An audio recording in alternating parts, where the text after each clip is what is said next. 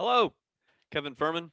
I'm here to discuss a new book. We're on a new month actually this week, and so the time I record this, we're at the beginning of the month, so we're gonna jump right into. to how to have your dog mess up your sound system in one easy step, literally one step of a dog's foot. Okay, you need to calm down there, champ. All right, sorry about that. Okay, okay, I'm back. All right. So this month, what a great start that was. Oh goodness, is How to Turbocharge You by Larry W. Dennis. So I don't know Larry, and I had bought this book quite some time ago, I believe, and I'd forgotten about it. So I was going through and thinking, well, what would fit our theme? And our theme is the third of the three E's, which is encouraging with myself. And the three E's total are effective with people, efficient with things, and encouraging with myself. And so the book series is an exploration in each of those three areas. And so we take on a book for the month in one of those areas. And we happen to be in the encouraging with myself part. And so I picked out this one, How to Turbocharge You. So we're gonna do we're gonna do the first three chapters of this discussion, and just kind of walk through them and maybe shed a little bit of my own thoughts of things that I've thought about as far as how to turbocharge you. Um, and in thinking about this video, I realized that I have changed. It sounds funny. Changed a lot in my outlook, right? And I bring this up in the context of the book is talking about living your potential, and that's kind of the first thing is tap into your true potential. That's chapter one. I forgot the actual title. Pardon me. How to tap your potential, right? So what I was thinking about, how it's related to what I said, like I've changed, is this. There's been a few moments, three or four moments in my life where I've come across someone I knew back in high school or grade school, and it's been a while since I've been in either of those places, in being in school and not teaching in at those places, but being a student there, right? And so in my journey, I did not keep up with a lot of my friends of that time. My life veered in different directions, and it was just prior to the internet, so no social media. It was more difficult, right, to keep in touch with people. It's just it was convenient not to, and just kind of deal with the day to day, right? Which is a thought right in and of itself is when you deal with just day to day, you lose connections, right? If you're only focused on what do I have to get done today, you forget. Well, there's a history here. There's people that have brought you to where you are, and you should honor that. Okay, so that aside, but still in the same light, actually, is I would come across these people and we'd meet up and we'd, oh wow, I haven't seen you. What's going on? How are you? Was it a great meeting? It was great. Just kind of wow, amazing. What's going? Tell me how your life is going. In a few of those interactions, I took a moment, or it would come up in the conversation about how we've changed. And invariably, in different ways, they would say, well, you really haven't changed that much. And I'm always floored by that because I have spent a lot of time and energy, money on books, seminars, webinars, business ventures, all kinds of things that I want to push myself to be better. And I've certainly done good and not so good with the implementation of the things I've learned, but I've certainly gone on my way to learn things and do my best to incorporate those in my life, hopefully day to day. And so invariably they would tell me, you haven't changed much. And I would always be floored by that because to myself, I would think, man, I've changed so much. You have no idea what was going in my head when we knew each other way back when. I don't think like that anymore. I am totally different. Well, what they were speaking of was I had that spark of wanting to be better. I wanted to grow and change. I think I always had that kind of innately in me. I was always trying to push myself to, to kind of stretch. And I didn't see it back then at all. And I think what changed wasn't my potential, like me. Well, no, that's not true. No, my potential didn't change. What did change is my awareness of how much potential I have. And it's been almost like a geometric curve, if you will, of realization of how much potential I have and how much can happen. Now, that sounds like I'm tooting my own horn. I'm bringing it up because there's moments there can be moments in your life when you realize, wow, I have a lot more potential. And that's what he's trying to tap into with the first chapter, right? And he's got some steps. Like these are steps to, well, this is part one, 6 steps to tap your true potential. And it said how to tap your potential. So a little redundant on chapter one, but that's okay. It's not a big deal. So basically he gets into really quickly, he talks about what's holding you back, and he does the classic example of the elephant in the circus that's just held by a small rope compared to an elephant, just to a stump, kind of a small stump in the ground. The elephant could just pull it up and walk away, but it doesn't, because as a baby elephant it was trained, and it couldn't pull when it was not strong enough to pull that rope and pull that stump out of the ground. So it just eventually gave up, and the rope hasn't changed. So in its mind, I cannot pull up that stump. I can't leave. So why try? So his point is, what's your rope? What's your rope tied to the stump that's holding you back, and you're just assuming you can't do things because you couldn't do them before.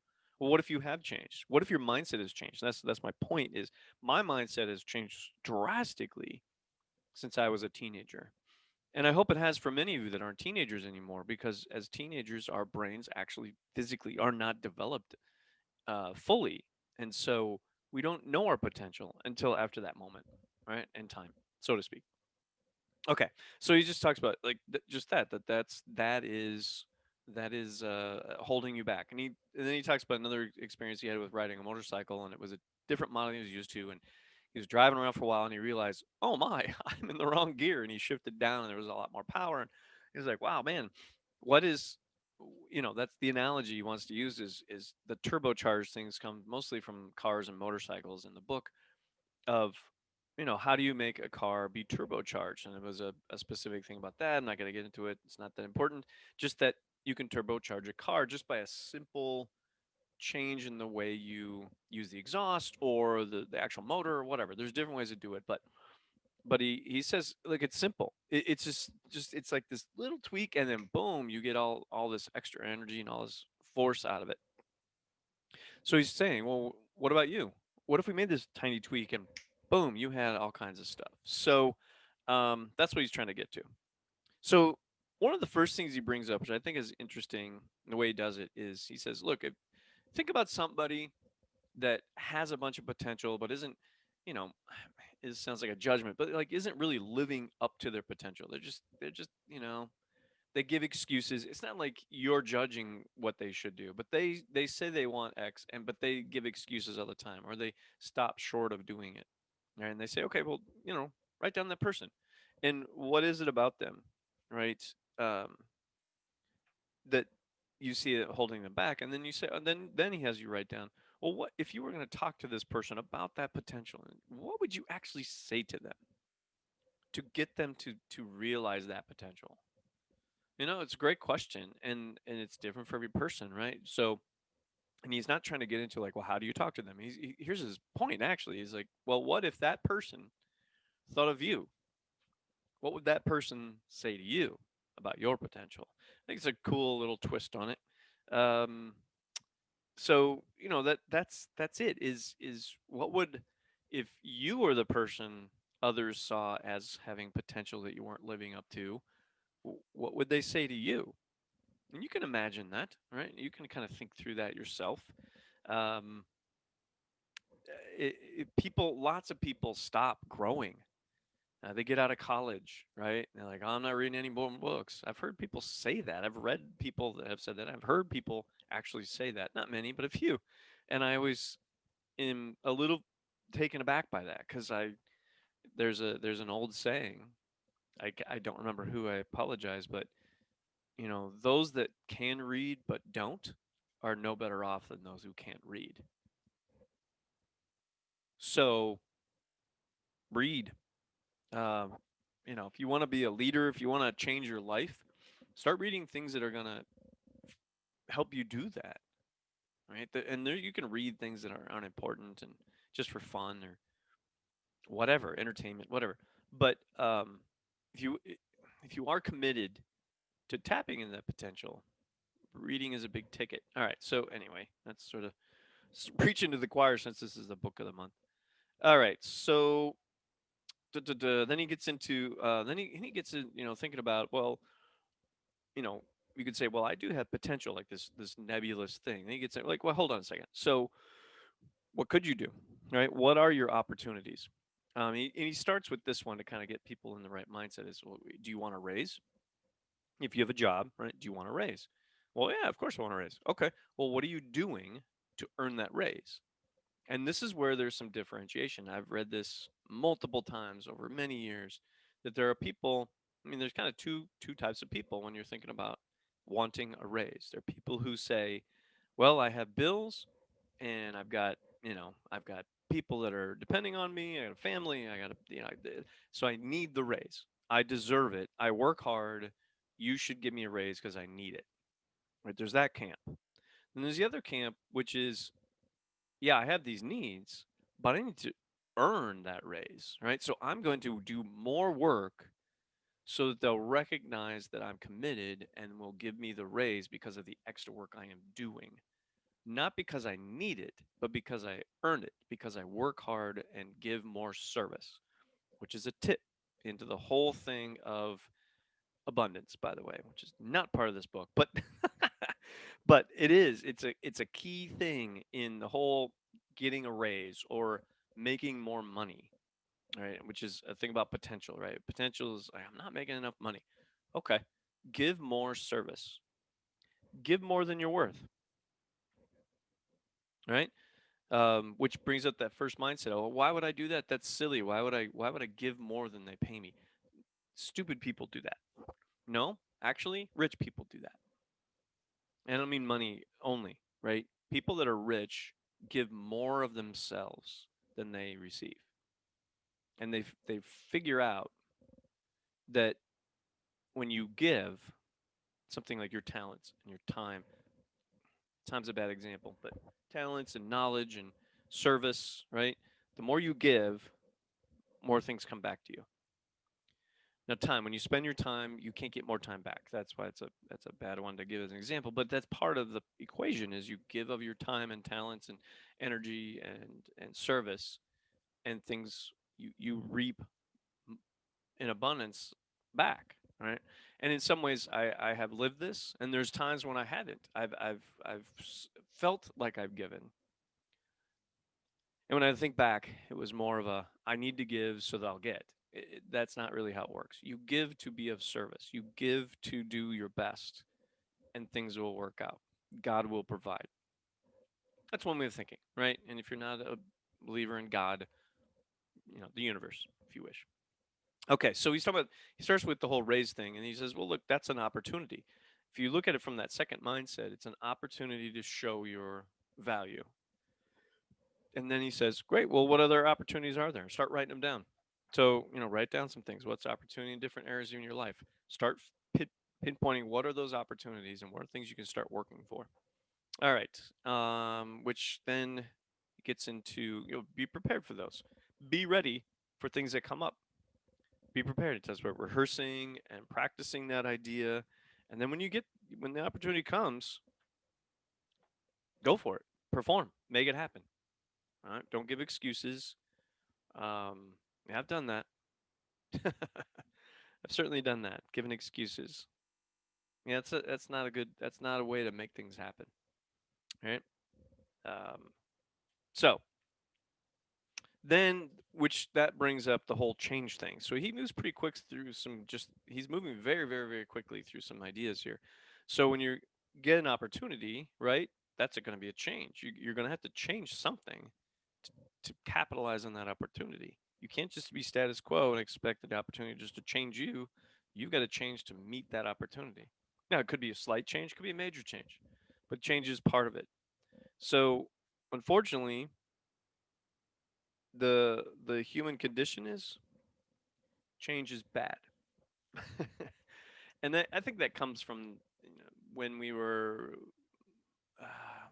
early on in our stage of development, let's say, as a human species, right? We had to worry about where food was going to be. So if we didn't know what food, how do I say this right? If we know what food is good for us, right? We eat that. But if that food is gone, we're gonna have to find different food. That's dangerous because we don't know if it will kill us or not, right? So that whole scenario. So anyway, change sort of inbred as it could be dangerous, so we should fear it, right? Now, you should embrace it, is what it should be. Embrace change, right? The quote in here, fast forward to now, not so much back, way back, but change is inevitable, growth is optional, right? Change is going to happen. Change is happening. We like to think that things aren't changing, but even on a, well, not even, on a microscopic level, it's always changing. Everything's always shifting around. Nothing is exactly the same ever, ever on a microscopic level, an atomic level. It's just not the same. Now, to us, we can't perceive those changes, so it looks like things are stagnant. When you park your car somewhere, it doesn't move, so that's stagnant. It doesn't change. On a molecular level, the molecules in the car are moving, so it's, yeah, to us it looks the same, but they actually have shifted around. Okay, sorry, a little too silly for this conversation, but there's that. So when things are going to be changed, then embrace it and know it's going to change. Don't resist it. The other thing they bring up is live in the present. Um, be careful of trying to forget the past, right? You want to use the past to learn lessons from for the present while you plan for the future, right? A lot to be said in there, but that's okay. Then he says, okay, so the other thing to do with change, right? To get used to thinking, well, change could be good. Just think about things like when they did change and they turned out great, right? So what are some things in the past 10 years, past 5 years, past 1 year, past month, today? What changed today that actually made things better? It's good to reflect on that every once in a while. You don't have to do that constantly, but whatever. Then he walks you through some other questions. You should read the book, of course, right, to help you with that. So there's a lot in chapter one. It seems to like jump around, but he's talking about tapping your potential, and he addresses the things that seem to sap people's potential or their action into potential. So there's chapter one. All right, chapter two, fears and achievements. Right. So fear is inevitable. Again, kind of like what I was saying before, right? That's part of the human existence. And then he gets into the comfort zone, right? And the classic concept of, look, nothing worth having that's a dream of yours is going to be in your comfort zone. If you want something bigger and better, you're going to have to stretch and go outside of that zone. You're going to have to do things that are uncomfortable. You won't necessarily have to do them forever be, for a couple of reasons. One, you do them enough to have what you want, and you can stop doing it. Okay, that's one version. Another version is, and this is more real actually, this is more kind of how it works, is when you step outside your comfort zone, it's not like you're separate from everything else. You're kind of pushing everything that direction. So it kind of like, kind of, instead of a circle, envision a circle as your comfort zone, right? You step out, you kind of push. Right now, it's got kind of a little bit of an egg shape to it, right? It's kind of an amoeba-ish, whatever. So when you stretch yourself in different ways, it doesn't stay that perfect circle anymore. But then, as you kind of work yourself in different areas, it does circle itself out, but it's now bigger, it's expanded.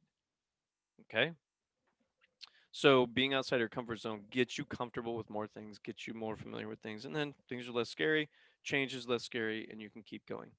Um, Big thing he talks about in here is taking risk, right? If you're gonna tackle fear, which you know, fear, it can be a killer. And there are a lot of people that have said in the past that once you stand up to fear, like a bully, it just backs off and doesn't. Yeah, that's it. There's no power over you anymore.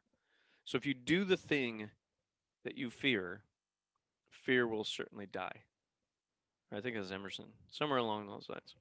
So, whatever it is you fear to do, then get some help, get some insurance, get a partner, write some affirmations. Take action is the big one, right? All those things can help you keep your mindset clear so you're ready to go. But it's really just take action. Um, uh, Larry doesn't get into this book, but I know in the magic of thinking big, right? We talked about if you have a fear, label it, and then you can come up with specific steps to conquer it. So if you have a fear, you can conquer it. And it's going to be an ongoing process. Right? It'll show up in different ways. You may conquer the big version, but it may linger for a while, right? So you got to keep taking those actions to get it to subside and then become commonplace and not fearful anymore. Let's see. Then the other thing he talks about is removing your mask. So don't pretend to be somebody you're not. Don't do things for other people. Do them for what you want, right? Worry about what you're interested in and how to be your best self. Don't do it because someone else wants you to, or they expect you to, or you should do this. Whatever. Figure it is what what are you good at, right? Kind of it's his next section is like what is your deal? What have you accomplished? What have you done well? Okay, well then you're good at those things, right? So why not lean into that? Figure out how you can manage or leverage that into your future. And so he says, yeah, talking about leveraging your past. So find out what is it you did well. Okay, great. Let's use this. Right, you've got some accomplishments. Take stock of that. Right? Write them down. Write down what you did. Stuff you're proud of, things you've accomplished, things you've overcome. It doesn't have to be things like a trophy. It could be just I overcame my fear of water. I started swimming. Whatever. That's a silly example, but could be something, right?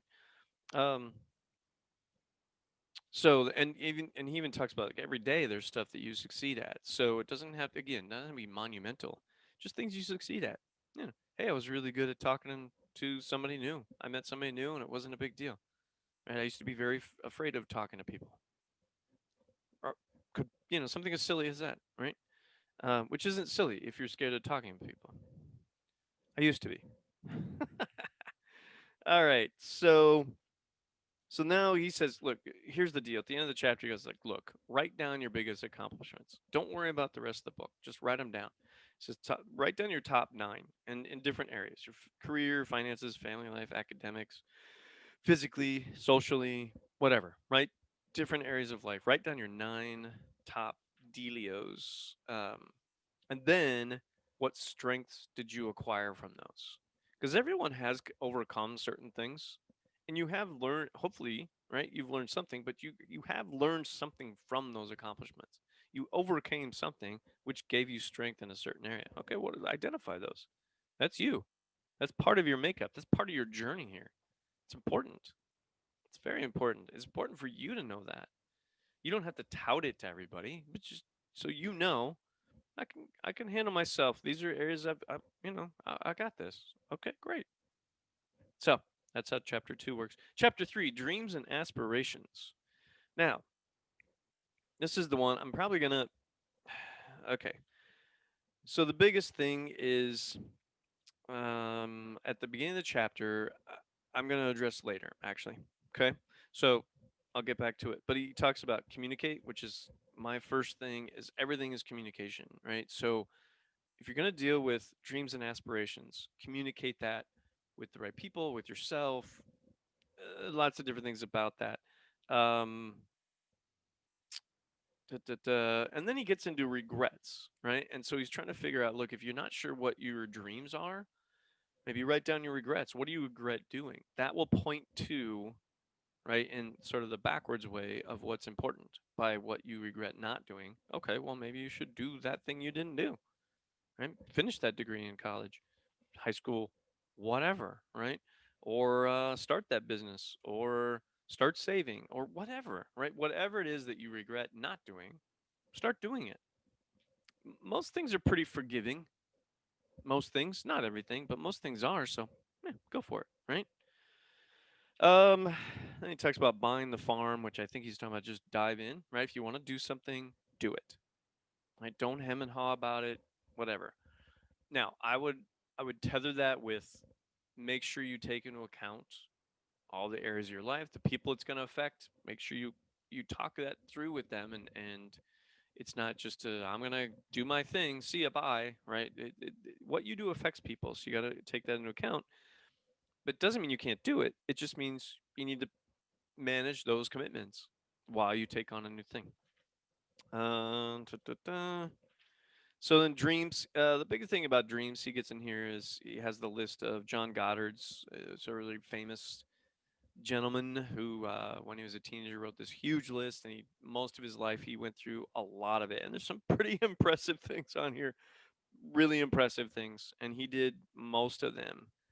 Everywhere from learn to play polo to build your own telescope to swim in Lake Victoria to type 50 words a minute, visit uh, Panama and the Suez Canals. I mean, those are just, I'm just pinpointing.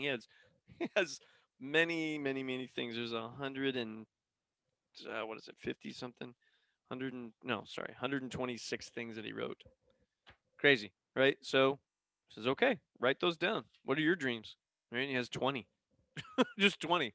I would say, man, if you could write down 100, that would be great. 100 dreams. What do you want to do? 100 things you want to get done between now and when you have to leave, right? Okay, so now I'm going to take a point of contention and finish off with this. So I want to make a point about this. He talks about the whole idea of when you're going for your dreams and all that. He talks about this idea of do, be, and have. Now, those three words I've heard in a few different arrangements. Okay. So he says, start thinking about the things you're going to have to do and the person you're going to have to become, and then you'll start having the things that you want to have. And he's kind of right about that, right? That seems like a logical order.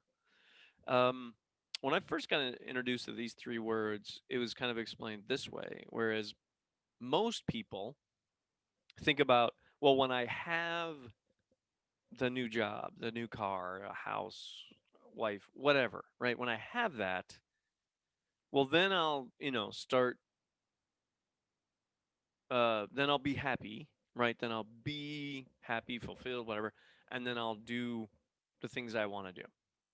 And what their point was, it rarely happens that way. Rarely. Even if you do get, even if you have the stuff, it doesn't change your actions just because it drops into your lap. And I'd have to say, from my experience in watching people, that's true. And so what they said was it actually is it's be, do, have.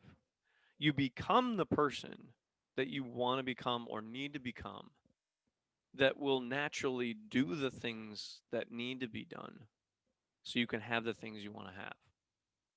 And I latched onto that for many, many, many years and kind of railed against the have, do, be. And I was, be, do, have, and whatever, whatever. Trying to make a point about it like I knew some big sage advice or something. And I think it is sage advice, actually. I still hold to that truth. Now, Larry points out the do, be, have thing. Do, be, have.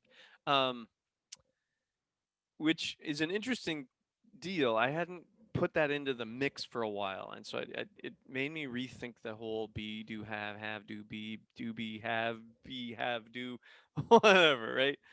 Um, and he has a point. I mean, the way he structures it, I think he has a point. But I do think it does first come from you being who you are, taking full stock in who you are, what you want to become, understanding your strengths and weaknesses, focusing more on your strengths, and embracing those, which can be easier said than done. Today is not about that, but that could easily be a whole thing.